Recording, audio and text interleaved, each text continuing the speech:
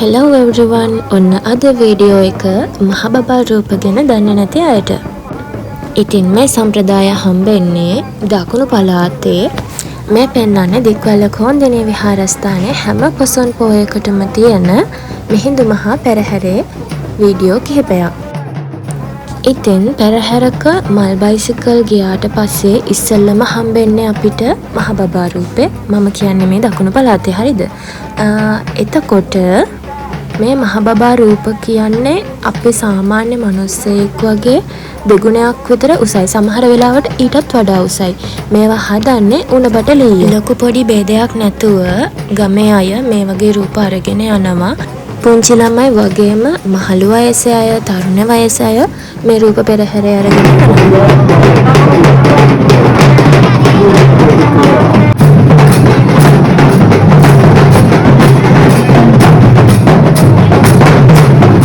ඒගොම තමයි මේක ඇතුලේ ඉන්න කෙනාට පාර පේන්න විදියක් තියෙන්න ඕනනේ.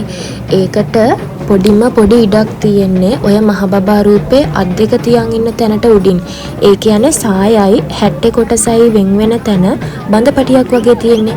ආන් ඒ බඳපටිය ගාව තියෙනවා අඟල් 2යි 4යි 4 වගේ වෙන උපරිම 4යි 4 වගේ ප්‍රමාණයක්. ඒ වගේ පොඩි ප්‍රමාණයක පුංචි සිදුරක්. ඒ සිදුරෙන් තමයි ඒ ඇතුලේ ඉන්න කෙනාට පාර පේන්නේ. ඔය බලන්නකෝ ඔතන පොඩි මහබබෙක් ඇතුළට ඒ පොඩි ළමයි රිංගන විදිය.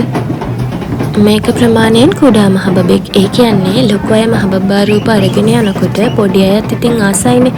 එතකොට යාළුවත් හදනවා පොඩි කූඩු.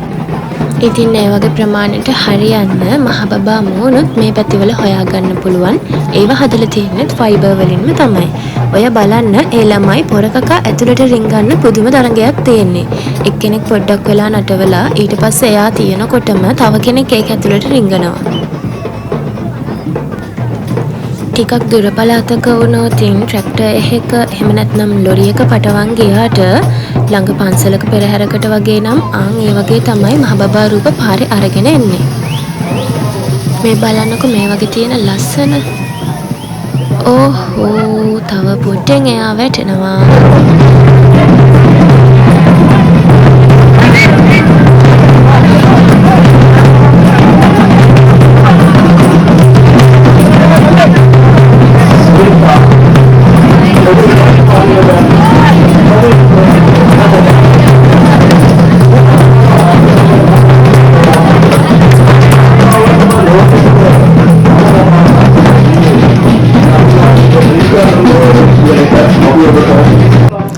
ඉතින් ඔන්න ඔය විදිහට මහබබා රූප ගොඩාරියක් පෙරහැරක ගමන් කරනවා. සාමාන්‍යයෙන් ලොකු පෙරහැරක නම් මේ පැතිවල මහබබා රූප 20ක් 30ක් විතර යනවා. ඊළඟට අපිට හම්බ වෙන්නේ ගිනි බෝල. බලන්න කොතන ගෑනු ළමයෙකුත් ඉන්නවා ගිනි බෝල කරකවන්න. මේව නම් මහබබා රූප වගේ දුර්ලභ නැහැ. තව සමහර පැතිවල එතකොට නුවර පෙරහැරේ එහෙම හරි ලස්සන නර්තනාංග මේ ගිනි බෝලත් එක්ක අපිට බලා ගන්න පුළුවන්. ඔය බලන්නකෝ එයා ගන්න රිස්ක් එක.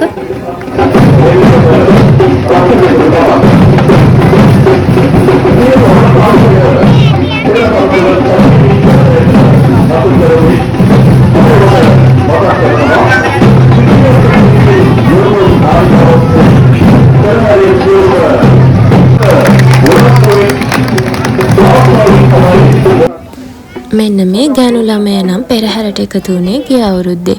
මෙයාගේ හරි ලස්සන ලයිට් සිස්ටම් එකක්. එතකොට මියුසික් එක එහෙම අනිත් ඒවාට වඩා ගොඩක් වෙනස්.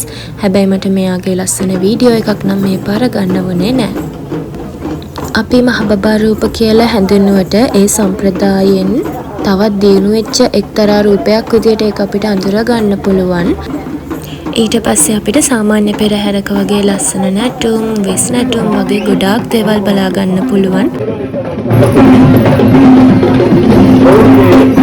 මෙන්න මේ එන්නේ බෙල්ලන්විල මියන් කුමාරයා. බලන්නකෝ ඉතින් එයාගේ ලස්සන.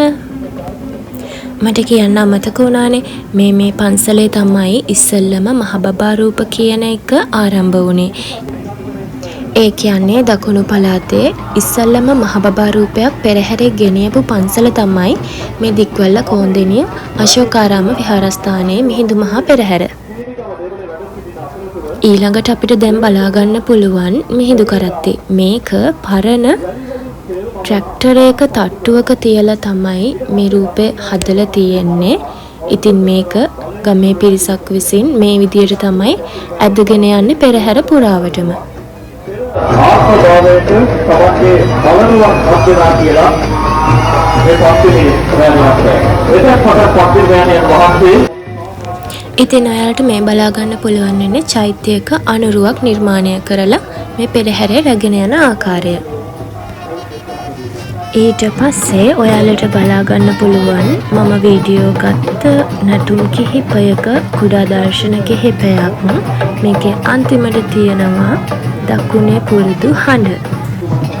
පෙරහැර කිව්වහම ඒ හඬ ඉතින් දකුණු පළාතේ හැමෝගෙම හිතවල තියෙන හඬ.